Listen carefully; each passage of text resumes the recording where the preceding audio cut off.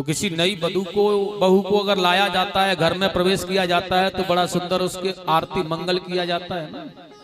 राजा महाराजा लोग थे, बड़ी सेविकाएं, बड़ी दासियां मंगल थालों को लेकर के गीत गाती हुई आज माता सुनीति के साथ में उसकी अगवानी के लिए आई। लेकिन आज सुनीति को देख करके सुरची के मन में भाव उमड़ा है और वह पूछने लगी, अरे राजन, कौन है ये जिसका तेज बड़ा सुंदर है, जो कि बहुत ही सौंदर्यवान है, यह है कौन? महाराज उत्तानपाद ने गर्व से कहा है, यह मेरी बड़ी रानी है, इनका नाम सुनीति है।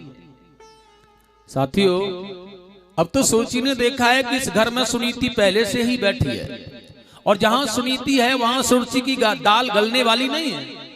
अब वो विचार कर रही है कि यहाँ पर सुनीति तो मुझसे बड़ी बन करके पहले ही बैठी है, लेकिन मैं अगर चली जाऊं तो क्या कर सकती हूँ? मेरी तो कोई दाल गलेगी नहीं, मेरा तो कोई कहना मानेगा ही नहीं, इसलिए बेकार है यहाँ जाना। और आज वह निराश हो गई है और एक बात कहती है उत्तानपाद महाराज से, मैं चाहती हूँ कि आप मुझे यहाँ से मेरे वापस मुझे लौटा दो मेरे मायके। मैं नहीं जाने वाली आपके यहाँ, क्योंकि आपकी शादी, आपका विवाह हो गया है, इतनी सुशील सुंदर पत्नी तुम्हारे पास है, लेकिन फिर भी आप मेरे साथ विवाह करके लाए हैं, क्यों? राजा उत्तानपाद बड़े भोले हैं, बहुत जल्दी कह दिया है हमारे यहाँ कोई संतान नहीं है। अब देखिए यह सुरची है ना, यह बड़ा अच्छा फायदा उठा रही है इस बात का। संतान नहीं है तो आवश्यकता है मेरी यहाँ, और आवश्यकता होने पर तो फिर मैं जो कहूंगी वही किया जाएगा। और इसलिए सुनीति के लिए आज वह सुरची ने कह दिया है, तुम्हें मुझे इस महलों में ले जाना है ना महाराज, तो फिर इस सुरची को महलों से बाहर निकलवा दो तो मैं महलों में चली जाऊंगा। भगवान सुखदेव जी कह रहे हैं, राजा परीक्षित ध्यान से सुनो, कितना बड़ा अंतर है सुनीति और सुरची में। एक तो सुनीति थी कि वो जो दिन रात प्रयास में लगी हुई थी, किस प्रकार से महाराज को मनाया और विवाह करने के लिए तैयार किया। और यह सुरची है जो कि दरवाजे में पर आने पर महलों में प्रवेश नहीं किया, लेकिन अपना रंग ढंग पहले से ही प्रारंभ कर दिया इसने। मैं महलों में चली तो जाऊंगी, लेकिन सुनीति को महलों से निकाल दो। राजा उत्तानपाद ने कहा, ऐसा नहीं हो सकता है, तुम्हारे मन की इच्छा पूरी नहीं हो सकती है। अब तो राजा बड़ा निराश है, हम राजा हैं, विवाह करके लाए हैं, इनके साथ में अगर इन्हें लौटा करके आए यह भी ठीक नहीं है। महलों में ले जाएं तो हम अपनी रानी को महलों से बाहर निकाल नहीं सकते। लेकिन एक बात मैं आपको और बता देना चाहता हूं, वह नारी ही क्या जो अपने पति के भाव को न जाने। और साथियों, माता यह सुनीति ने ना अपने पति के भाव को पढ़ लिया है कि यह किसी कारण से परेशान है,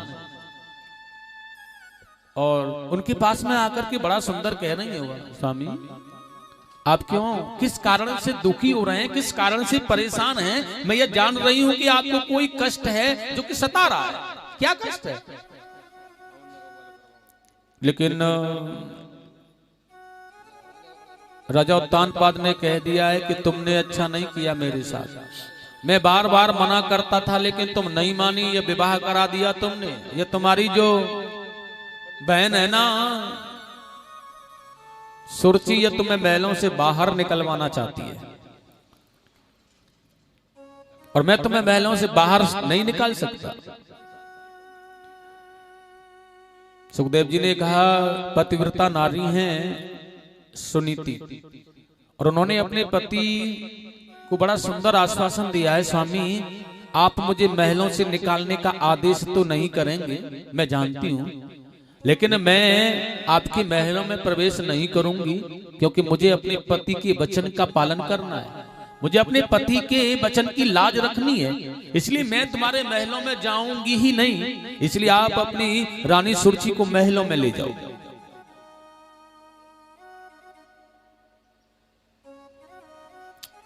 उत्तानपाद बड़ा निराश हुए हैं आज।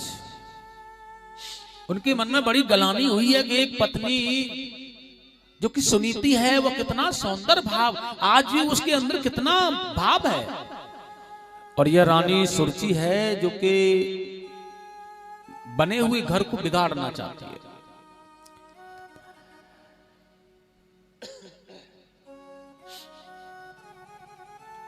अद्भुत बात है, महाराज ने इस सुरची को महलों में भेजवा दिया है।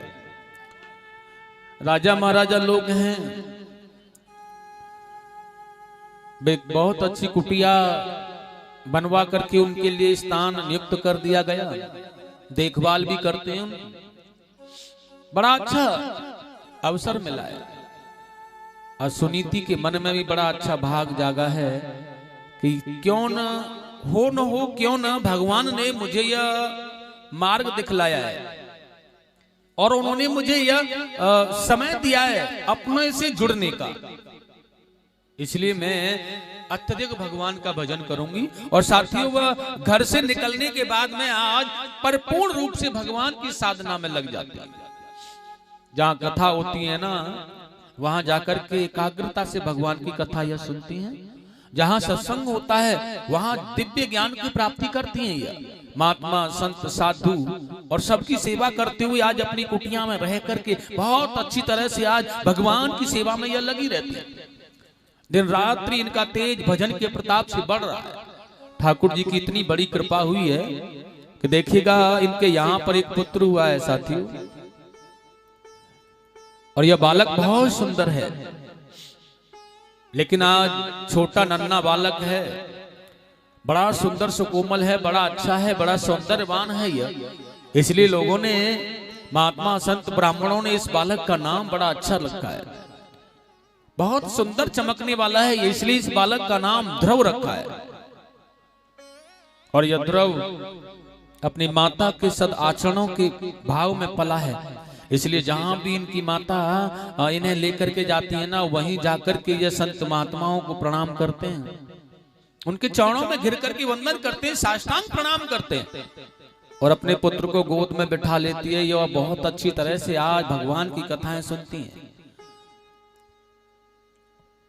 जहां सत्संग होता है वहां अपने छोटा था तो गोद में डाल करके इसे कथा सुनाई जाती थी, और अब छोटा थोड़ा बड़ा हो गया है तो गोद में बिठाल करके मां सुनीति अपने पुत्र को कथा सुनाती है।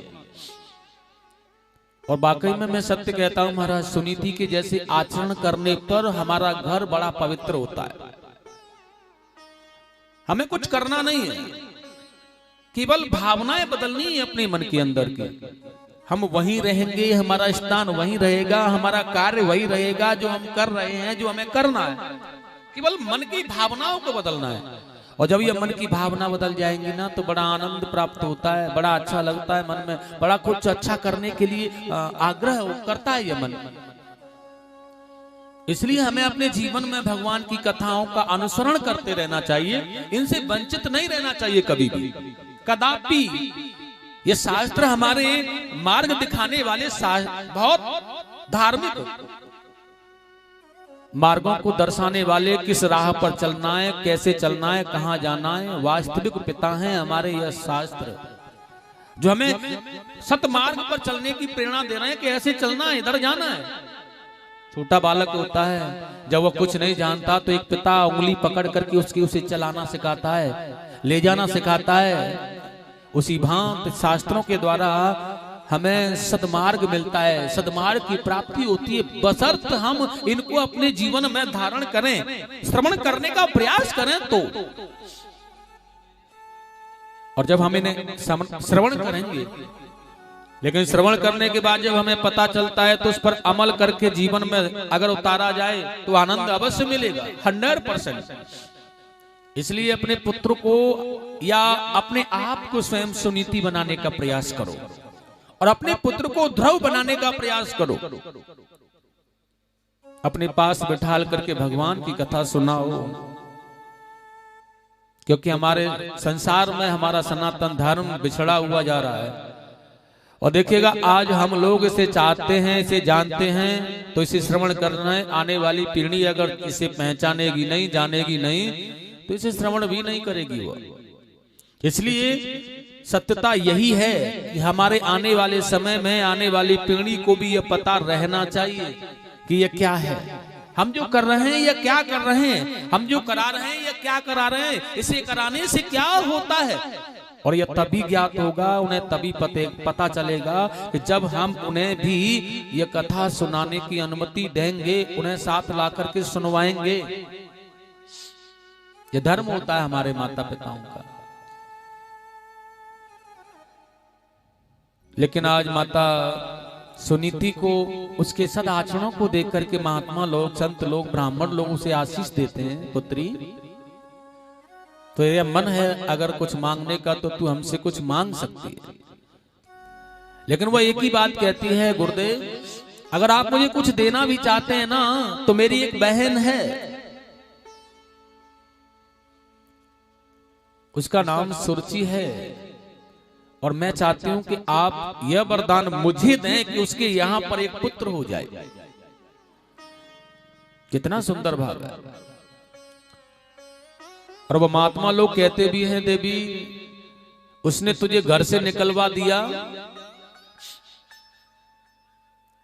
नाना प्रकार से तुझे कष्ट दिया, लेकिन तेरा मन उसके लिए पुत्र प्राप्ति के लिए चाहता है, क्यों? लेकिन सुनीति केवल वही चाहती है जो उसके मन में है। मैं चाहती हूं कि आप मुझे एक ही आशीर्वाद प्रदान करें कि उसके यहां एक पुत्र हो जाए, बस मैं और कुछ नहीं चाहती। महात्मा संतों के आशीर्वाद से बहुत बड़ी कृपा हुई कि माता सुनीति के प्रयास और कृपा के द्वारा उस सुरुचि के यहां भी एक पुत्र हुआ है।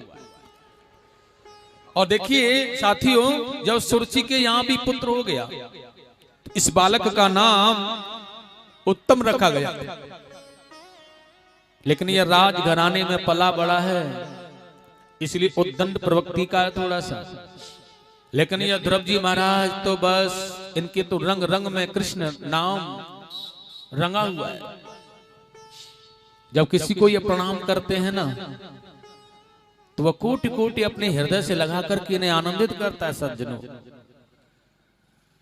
इनकी वाणी में इतना अमृत है, इतना रस भरा हुआ है कि न जाने बस क्या कर लिया जाए, अपने हृदय से लगाने का मन करता है इसको। एक दिन यह बालक अपना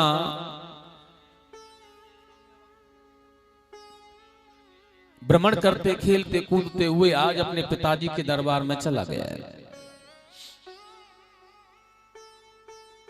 और वही देखा है उसने जाकर के कि माता जो सुरुचि है, जिन्हें रानी माता कह करके ध्रुव जी के लिए संकेत दिया था माता सुनीति ने, वो तेरी मौसी माँ है, रानी माँ है, वही उसकी गोद में उत्तम बैठा हुआ है। और बड़ा सुंदर कहा है महाराज ब्याजी महाराज ने यहाँ, एक दासुर चे पुत्र मक्तम वर्ष्य लालयन उत्तम नारुच्छन्तम ध्रुवम राजाभ्यम नंदत।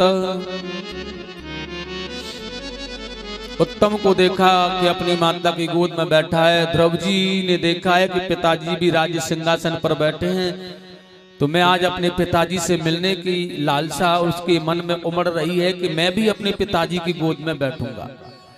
और मेरा भाई उत्तम बैठा है माँ की गोद में, मैं पिताजी की गोद में जाकर बैठ जाता हूँ। कभी मुझे बहुत प्रेम नहीं दिया है पिताश्री ने, आज मुझे मिल गए तो इनके दुलार के प्रेम को मैं पाऊंगा। रानी माता से मिलूंगा, मौसी माँ से मिलूंगा, अपने छोटे भाई उत्तम से मिलूंगा, और हम दोनों भाई कितने प्यारे कितने सुंदर लगेंगे। ऐसी भावना को लेकर के यह जा रहा है दौड़ता हुआ। और देखिए उत्तानपाद का भी मन किया है कि आज मैं अपने पुत्र को अपने हृदय से लगा करके अपनी गोद में बिठा लूंगा। लेकिन यही बात सुरुचि को जो पता चल जाती है ना, तो इसके मन में गलानी भर जाती है, ईर्ष्या भर जाती है, और ईर्ष्या के जलन से भर करके यह एकदम से अपने आसन से खड़ी हो जाती है और उस पुत्र और पिता के मिलन को रोक देती है और एक धक्का देती है, अरे ओ ध्रुव, तू इस सिंहासन पर बैठ नहीं सकता है। मैं जान रही हूं कि तू कहां जा रहा है, मैं समझ रही हूं तेरा अभिप्राय कि तू करना क्या चाह रहा है। तू अवश्य ही सिंहासन पर बैठना चाहता है कि जो कि मैं नहीं होने दूंगी। देखिएगा यहां पर बड़ा अलग अलग भाव है। ध्रुव चाह रहे हैं कि मैं अपने पिता से मिलूंगा, उत्तानपाद के मन में भाव है कि मेरा पुत्र मुझे मिलेगा, मैं इसे प्यार दुलार दूंगा। और द्रौपदी के मन में एक भाव और भी है, मैं मौसी माता से मिलूंगा, मेरी माँ कहती थी ये छोटा भाई उत्तम है, इसे स्नेह दूंगा। लेकिन यह सुरुचि का भाव क्या है कि अगर यह राज्य सिंहासन पर बैठ गया तो यह राजा बनेगा, और मैं अपने पुत्र को राजा बनाऊंगी, यह राजा बन नहीं सकता, यह यहाँ आ कैसे गया। और साथियों वही बात मन में लेकर के आज आते हुए चलते हुए द्रौपदी महाराज ने धक्का दिया है, पकड़ लिया उस और एकदम से पीछे धकेल दिया। अरे ओ ध्रुव, तो इस सिंहासन पर बैठने का अधिकारी नहीं हो सकता है। और देखिएगा आज छोटा सा नन्हा सा बालक है, अबूझ बच्चा, आज से पहले तो कभी भी उसे इस प्रकार से न कहा गया, कभी भी उसकी माँ ने तो कभी कुछ कहा ही नहीं। पहली बार आज ऐसी स्थिति का सामना कर रहा है ध्रुव, तो बेचारे की आंखों में अश्रु भर आए। क्या बात है माँ, क्या परेशानी है आपको, बताओ मुझे। लेकिन वही सुरुचि कहती है तू इस सिंहासन पर नहीं बैठेगा, और मैं चाहती हूं अगर तू इस सिंहासन पर बैठना भी चाहता है ना, तो फिर मैं जो कहूंगी वही करना पड़ेगा तुझे। और छोटा सा बालक ध्रुव कह रहा है मैया क्या करूं, मुझे बता दे, जो तू कहेगी वैसा ही करूंगा, बता तो सही। और देखिए क्या कहने लगी, तप साध्य राय पुरुषम। अरे ओ, मैं जो कह रही हूं ना वह कर लेगा तो तू सिंहासन पर बैठ जाएगा, लेकिन जो मैं कह रही हूं वही करना है तुझे। और वह क्या करना है, तप साध्य राय पुरुषम, तुझे तप करना है, तपस्या करनी है। और कैसे करनी है वो मैं तुझे बता रही हूं। तप साध्य राय पुरुषम तस्यैवानुग्रहेण में श्री कृष्ण गोविंद हरे मुरारी। श्री कृष्ण गोविंद हरे मुरारे, हे नाथ नारायण वासुदेव। गर्वे त्वं साधयात्मामं यदीच्छसि नृपासनं, श्री कृष्ण गोविंद हरे मुरारी। श्री कृष्ण गोविंद हरे मुरारे, हे नाथ नारायण वासुदेव। गोविंद जय जय मेरो गोपाल जय जय, राधा रमण हरि गोविंद जय जय। बड़ा सुंदर का तप साध्य राय पुरुषम तस्यैवानुग्रहेण में, घर को छोड़ना है तुझे, और वानप्रस्थ माने राजसी और ये सब वस्त्रों को छोड़ करके वानप्रस्थ वाले भेष में जाना है।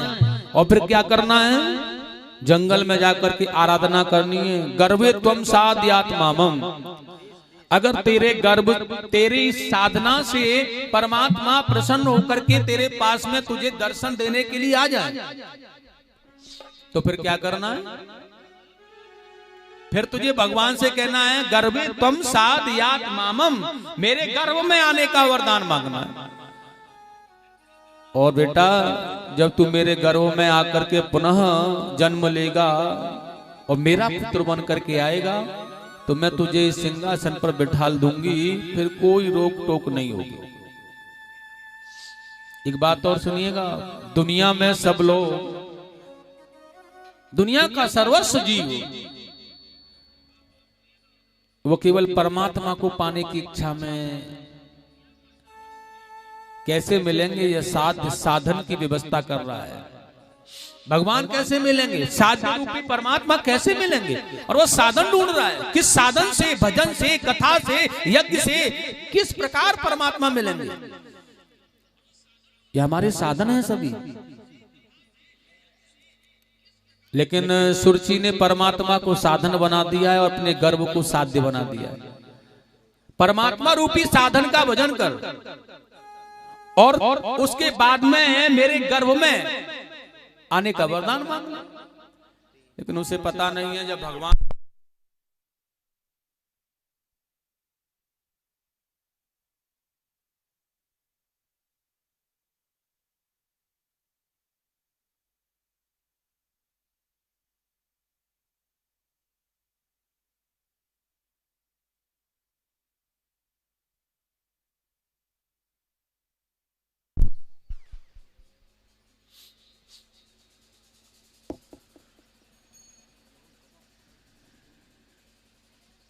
बोले वृंदावन बिहारी लाल की। जब परमात्मा मिल जाता है तो संसार में कोई भी अपना उसे नजर नहीं आता। और वह कह रही है कि भगवान का भजन कर और फिर मेरे गर्भ में आ। छोटा सा बालक ध्रुव आज रोते रोते अपनी माता के पास में आया है। माता सुनीति ने देखा है बड़ा व्याकुल हो रहा है यह बेचारा। आज सपक सपक करके आज हिलकियां भर करके आज उसका गला अवरुद्ध हो रहा है, रुक रहा है।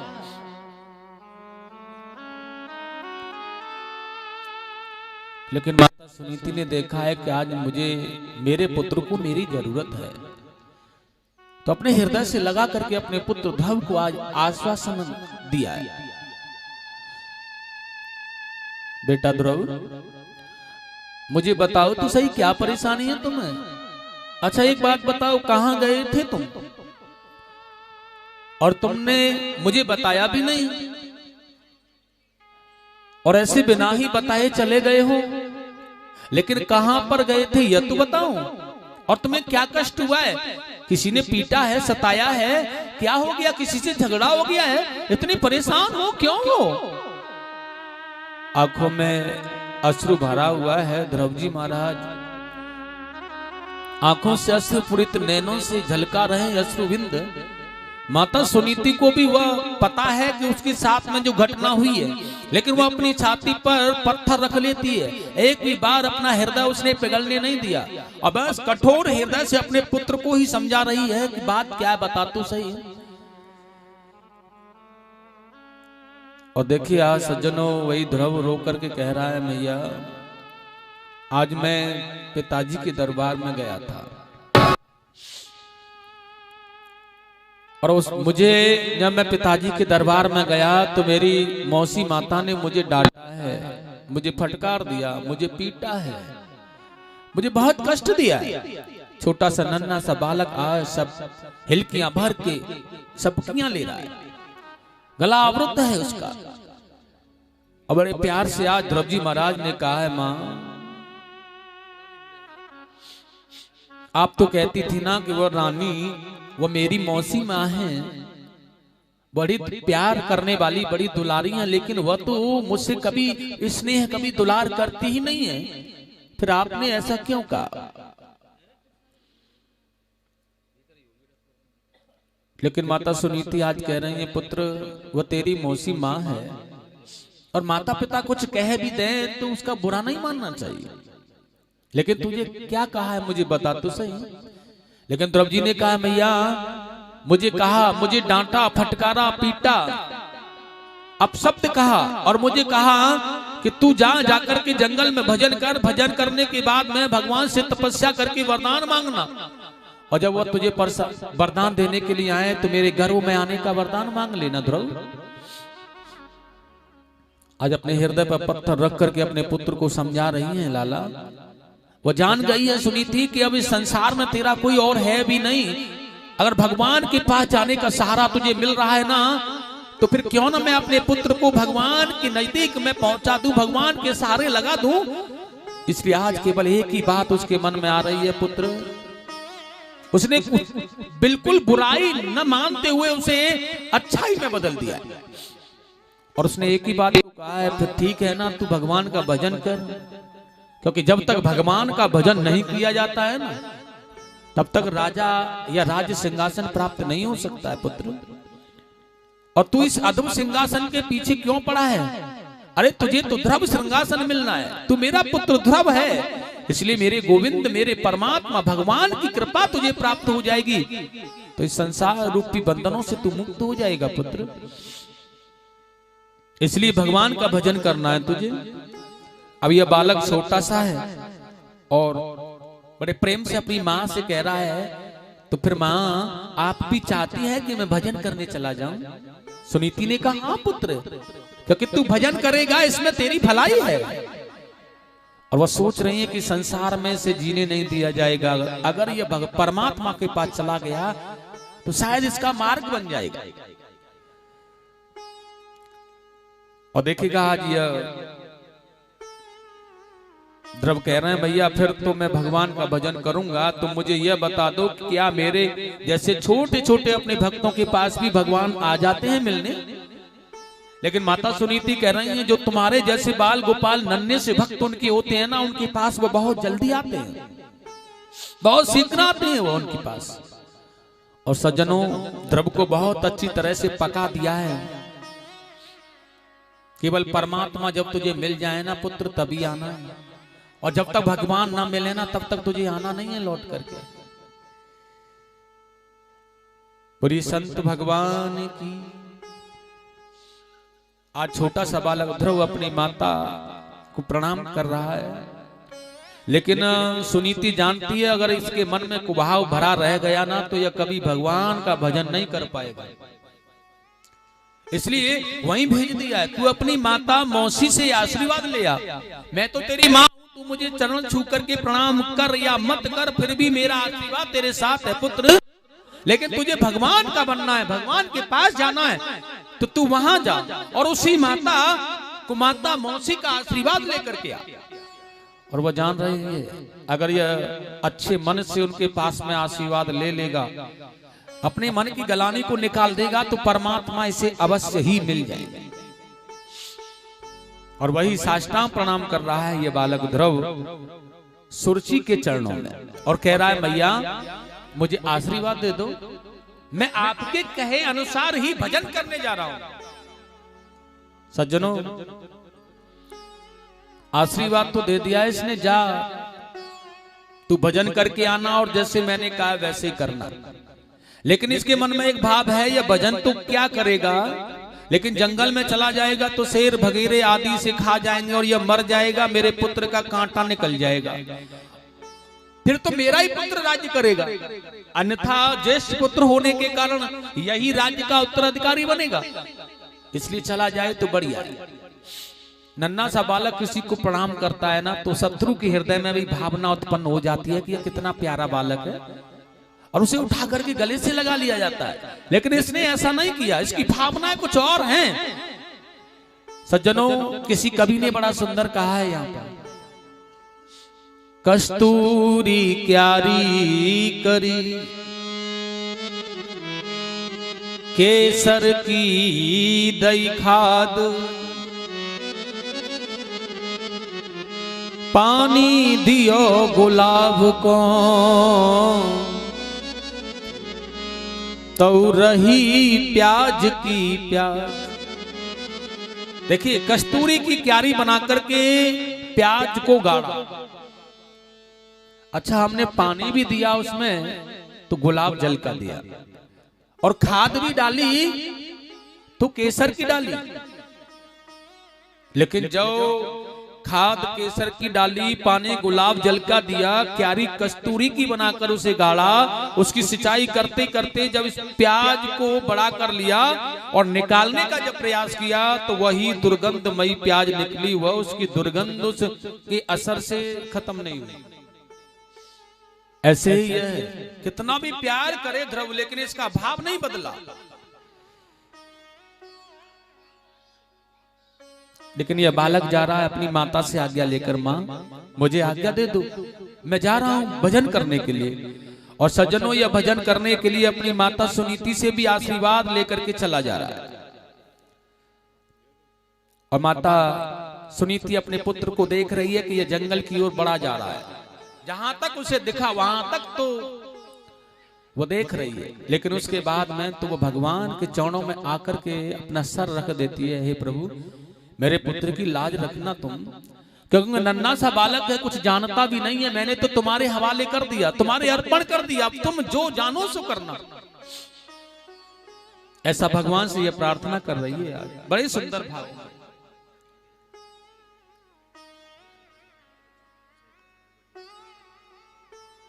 प्रेम से बोलेंगे गोविंद भगवान की जय हो। भगवान से मिलने के लिए ध्रुव जी बढ़े जा रहे हैं बड़े प्रेम के साथ में, और देखिएगा माता सुनीति भगवान से प्रार्थना कर रही हैं बड़े प्रेम से, हे प्रभु। और भक्त कहता है भगवान से सी भांति, दशा मुझ दीन की भगवन संभालो गे तो क्या होगा। भगवान आज मैं इस टकार पर खड़ी हूं, मेरा पुत्र मुझसे दूर जा रहा है और क्योंकि मैं अपने पुत्र के बगैर रह भी नहीं सकती हूं। ऐसा भक्त होता है संसार में, ऐसे भक्तों के पास में ऐसी विडंबना जब आ जाती है तो वो क्या कहते हैं भगवान से, दशा मुझ दीन की भगवन संभालोगे तो क्या होगा। संभालोगे तो क्या होगा, संभालोगे तो क्या होगा। अगर चरणों की सेवा में लगा लोगे तो क्या होगा। अगर चरणों की सेवा में लगा लोगे तो क्या होगा।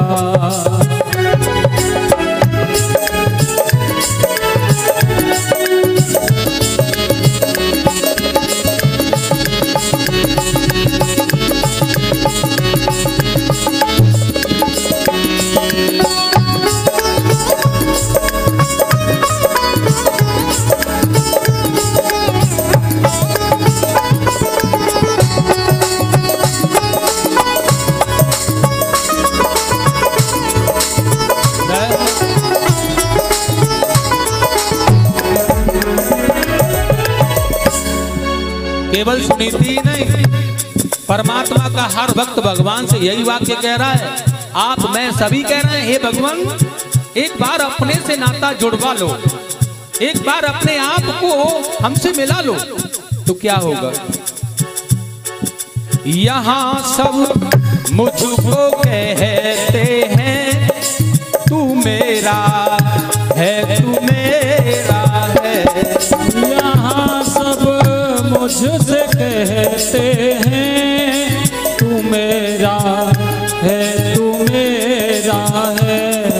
यहाँ सब मुझको कहते हैं तू मेरा है, तू मेरा है।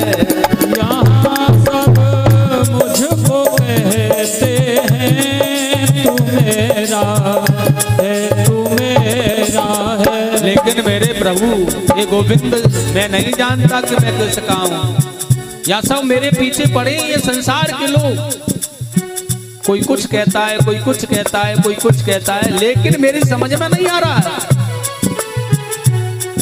मैं किसका हूँ। ये झगड़ा है, मैं किसका हूँ, ये झगड़ा है।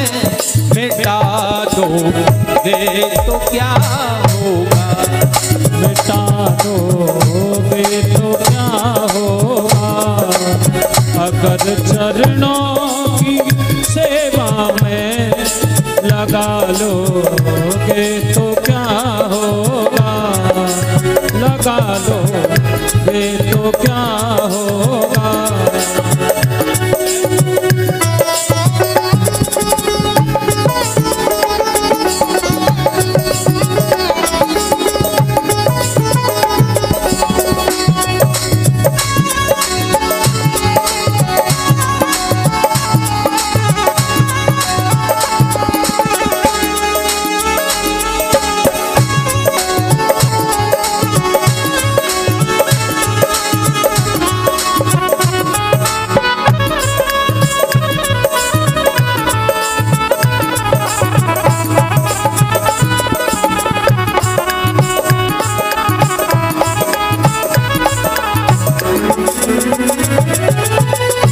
और कहा हे भगवान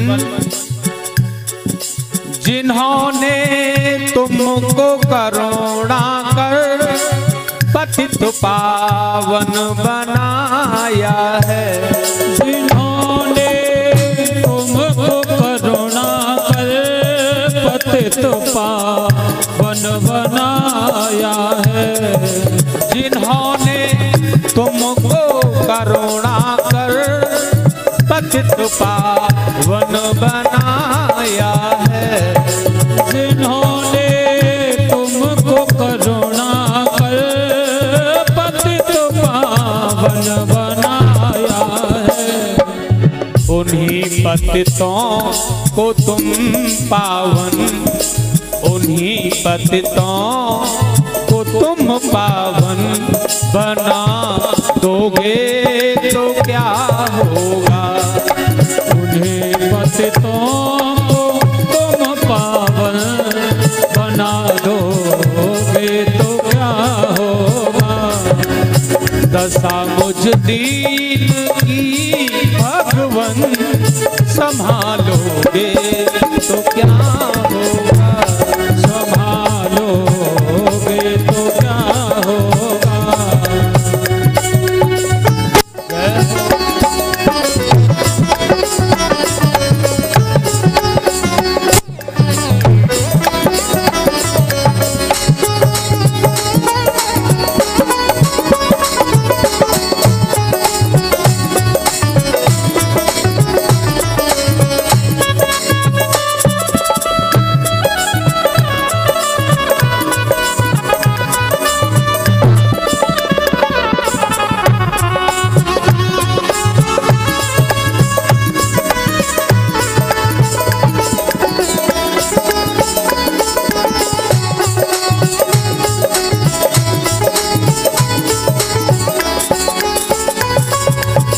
और कहा भक्त ने भगवान से, मैं नामी बात की जग में और नामी पाप हर तुम हो। मैं नामी बात की जग में और नामी पाप हर तुम हो। मैं संसार के हर पाप को करने वाला हूँ, लेकिन तुम भी संसार के हर पाप को तारने वाले हो, नष्ट करने वाले हो।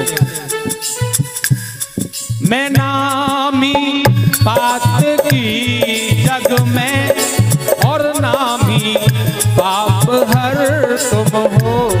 मैं नामी बात की जग में और नामी पाप हर तुम हो।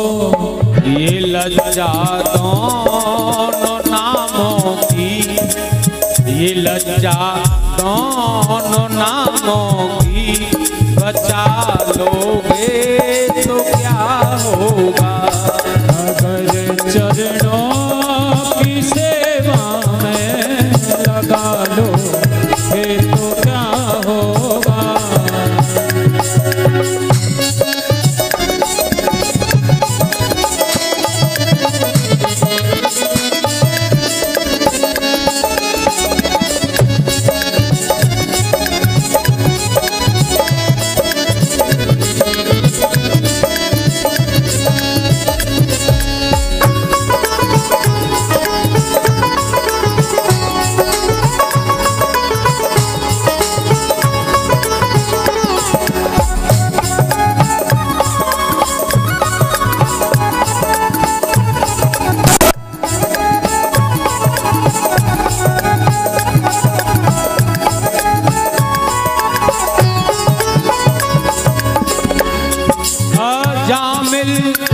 गीत गड़े का को गया गंगा में तारा था। आजा मिल गीत गड़े का को गया गंगा में तारा था। आजा मिल गीत गड़े का को गया गंगा में तारा था। आजा मिल गीत गड़े का को गया गंगा में तारा था। उसी में हम जैसा पापी, उसी में बिंदु सा पापी बसा लोगे तो क्या होगा। अगर चरणों की सेवा में लगा लो ये तो क्या होगा। लगा लो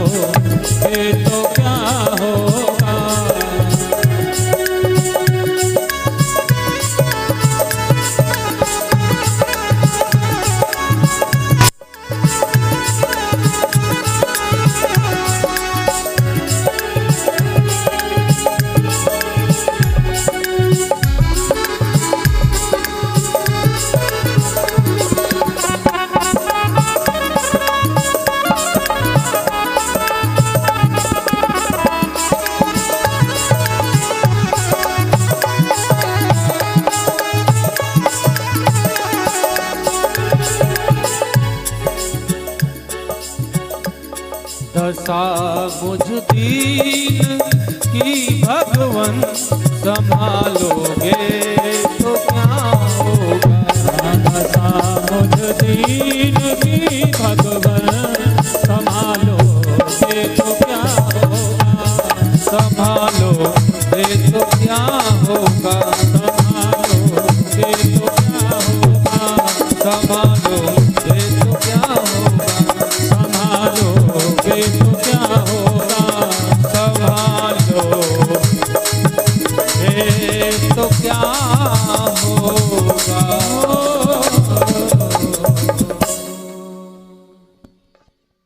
बोले गोविंद भगवान की जय हो। आनंद कंद भगवान की जयकारा तो बोल दिया करो कम से कम। इसमें तो अपना कुछ नहीं जा रहा है, लेना न देना मगन रहना। अब इसमें भी आपत्ति है तो फिर क्या किया जाए। जयकारे में तो थोड़ा समय भी ठंड का है, जयकारा बोलोगी तो थोड़ा सर्दी जुकाम खांसी नजला यह भी दूर भागेंगे। परमात्मा की का उच्चारण करने से भजन, क्योंकि जयकारा बोलने से मुख खुलेगा, मुख खुलेगा तो अंदर, क्योंकि जो सर्दी है ना, जो परेशानी है ना वो अंदर से है बाहर से नहीं। और मुख खोलने के बाद राम का उच्चारण लोगे, परमात्मा का उच्चारण लेकर के मुख खोलोगी तो कुछ न कुछ तो बाहर निकलेगा ही। ये सत्य है बिल्कुल। चाहे पाप निकले, चाहे सर्दी जुकाम निकले, तुम्हारा कुछ तो निकलेगा। इसलिए जयकारा जोर से बोला करो भैया। और वैसे भी कथा में आने का, सत्संग में आने का फायदा ही क्या कि जब के कुछ लेकर न गए। भाई हम कथा में आकर के कुछ लेकर ही न गए तो क्या फायदा। सत्संग में आकर कुछ लेकर ही नहीं गए तो क्या फायदा। और लेकर तो वही जाएंगे जो कुछ करेंगे। इसलिए कथा सुनते सुनते मन में प्रसन्नता का जयकारा, क्योंकि भगवान का एक यही समय है, सत्संग कथा प्रसंग जहां चल रहा है, मन से ध्यान से मन सुन रहा है। और जब ध्यान लगा करके भगवान की कथा में ही मन है, तब उस समय हमसे कुछ हो गया तो मानो सत्कर्म हमने कर लिया। अन्यथा भाव कुभाव, मन में कुभाव बसा करके कुछ करोगे तो कुछ नहीं होगा। भाव बनाओ, भाव का भूखा हूं मैं, भाव मेरा सार है। और जिसने भजा है भाव से, उसका बेड़ा पार है। द्रौपदी महाराज चले गए। भगवान नारायण ने आज नारद जी से कहा, मेरा भक्त आ रहा है, आप जाकर के मार्गदर्शन करो उसका। स्वामी सुखदेव जी कह रहे हैं, नारद जी ने मार्ग में बैठ करके ध्रुव जी को रोक लिया। भैया कहां जा रहा है तू? अब छोटा सा बालक ध्रुव कह रहा है, बाबा मैं भगवान का भजन करने जा रहा हूं। लेकिन नारद जी ने कहा, यह भगवान का भजन तेरे जैसे बालक थोड़ी करते हैं। किसने पागल बना दिया तुझे? अरे जा, लौट जा यहां से। ध्रुव जी ने कहा, तो फिर कौन करता है भजन? मेरे जैसे बालक नहीं करते तो फिर कौन करता है? नारद जी ने कहा, अभी तू छोटा है, खेल कूद करके बड़ा हो जाएगा, जवान हो जाएगा, शादी विवाह हो जाएगा, राज सिंहासन पर राज्य को भोगेगा ऐश्वर्य मद में। उसके बाद में जब नाती पोते बुढ़ापा आ जाएगा, फिर जंगल में भजन करने आ जाना। अब तो बड़ी समस्या है। ध्रुव जी महाराज ने कहा, फिर बुढ़ापे में भजन हो सकता है क्या?